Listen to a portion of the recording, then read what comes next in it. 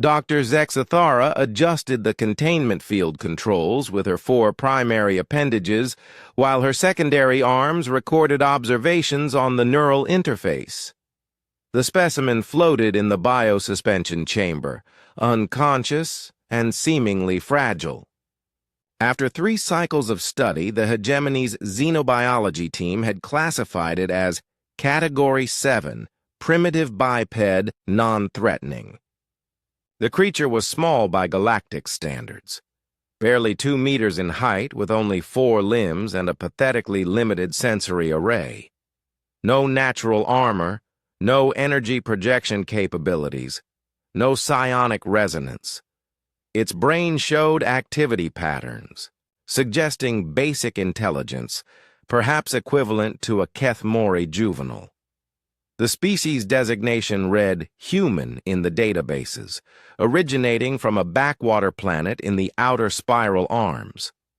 Another failed first contact, muttered Commander Veltar as he entered the sterile laboratory. His chitinous carapace gleamed under the artificial lighting. The exploration vessel found it drifting in an escape pod, probably the sole survivor of some primitive space accident. Zexathara's feathered crest rippled in agreement. Indeed. The physiological scans show it cannot survive in most galactic environments without artificial support. No wonder their species never achieved proper spacefaring status. She tapped the display screen with a claw. We should process it quickly and add the data to the xenological archives. The specimen's eyes suddenly opened. Both aliens stepped back instinctively, though the containment field remained active. The human's gaze moved slowly around the laboratory, taking in the advanced equipment, the bio-readings displayed on holographic screens, and finally settling on his captors. Fascinating, the human said in perfect high hegemonic, the formal diplomatic language known only to the galaxy's most advanced civilizations. A Zeth-Kari researcher and a Mordan military commander. I don't suppose you're planning to release me? The silence that followed was absolute. Zexathara's 4 hearts skipped beats in sequence. Commander Veltar's natural camouflage activated unconsciously, causing his carapace to shift through several colors before settling on shocked yellow. "That's impossible," Zexathara whispered, her translator struggling with her native language's expression of disbelief. "High hegemonic requires neural pathways that your species lacks. The linguistic complexity alone—" "Oh, you mean this?"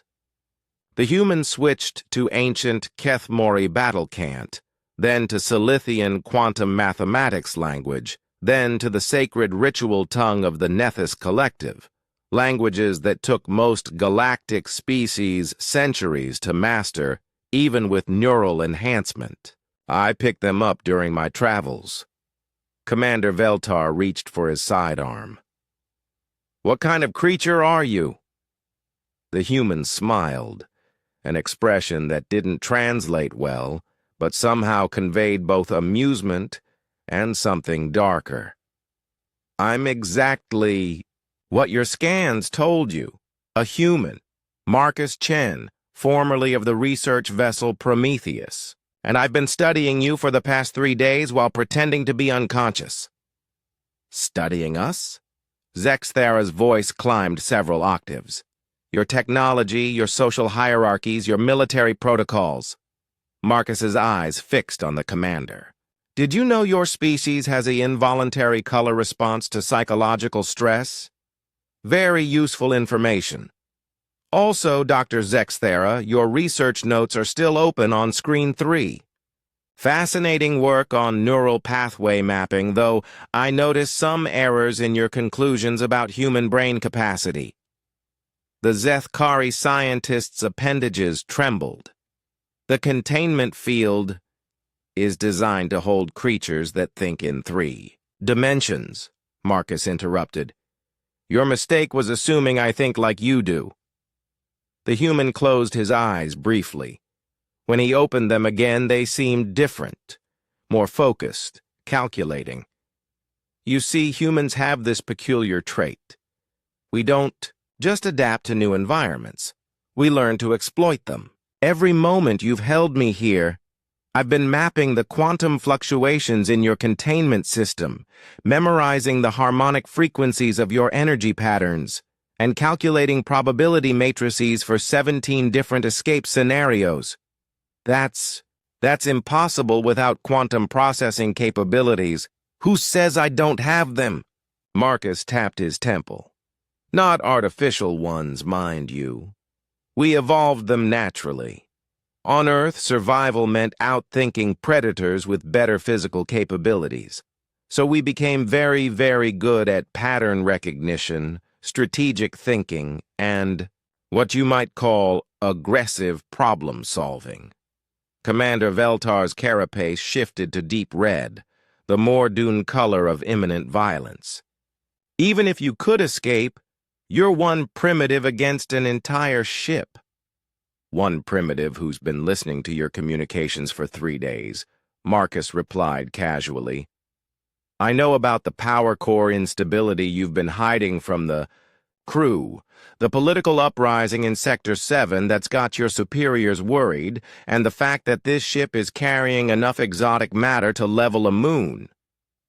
His smile grew wider. I also know that if someone were to introduce a specific harmonic resonance into your quantum containment matrix right about now, the containment field flickered and died. Marcus stepped out of the chamber with fluid grace, moving like a predator despite his apparent frailty. Here's what's going to happen. You're going to return me to human space, along with copies of all the cultural and technological data I've absorbed while in your custody. In exchange, I won't upload the 17 critical security vulnerabilities I've identified in your ship's systems to every pirate network in this sector. You wouldn't dare, Veltar began. Commander, I'm a human. Wouldn't dare isn't really in our vocabulary. Marcus's voice carried a new edge. We're the species that looked at creatures 10 times our size and decided to hunt them with pointed sticks. We saw the vacuum of space and built ships to cross it. We discovered nuclear fission and immediately wondered if we could use it as a weapon. Zexathera's crest had gone completely flat, a sign of absolute terror in her species. What? What do you want? First contact done properly this time, Marcus said simply. Your hegemony has been conquering and cataloging primitive species for millennia, but you've never encountered one quite like us. We're not just another species to be filed away in your archives. He moved to the control console and began entering commands with impossible speed and precision. Data streams flowed across multiple screens as he downloaded terabytes of information.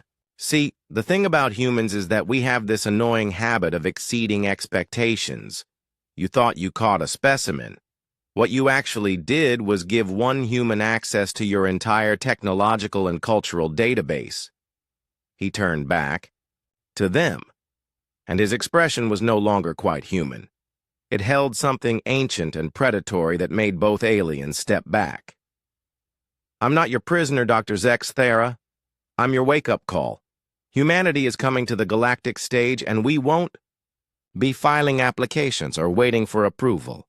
The ship's emergency klaxons began to sound as his uploaded code spread through the vessel's systems. Thank you for the education, Marcus said, heading toward the laboratory door, which obediently slid open at his approach.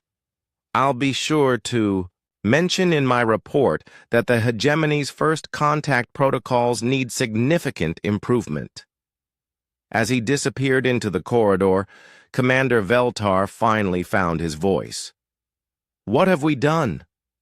Zexathera stared at the empty containment chamber, her scientific mind racing through the implications. Somewhere in the depths of space, an entire species had just learned that they were not alone in the universe.